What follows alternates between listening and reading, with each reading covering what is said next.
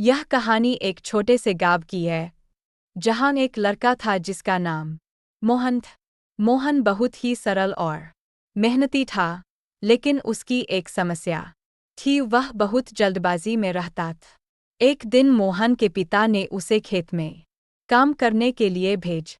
उन्होंने कहा, मोहन, ध्यान से और धीरे धीरे काम कर। अगर जल्दबाजी में काम किया तो नुकसान हो सकता है। मोहन ने सिर हिलाया और काम शुरू कर दिया, लेकिन जल्द ही वह अपने स्वभाव के अनुसार जल्दबाजी करने लग।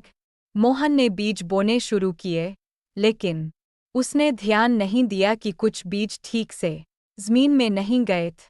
जल्दी जल्दी काम खत्म करने के चक्कर में उसने अधूरा काम किए।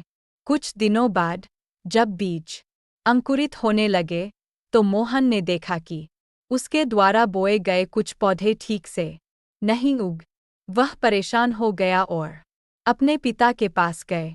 पिता ने देखा और बोले, मैंने तुम्हें पहले ही कहा था, जल्दबाजी में काम करने से नुकसान होता है। अब देखो, तुम्हारे काम की वजह से कई पौधे खराब हो गए। मोहन को अपनी गलती का एहसास हो। उसने पिता से माफ़ी मांगी और वादा किया कि अब से वह हर काम में ध्यान और धैर्य रखेगा।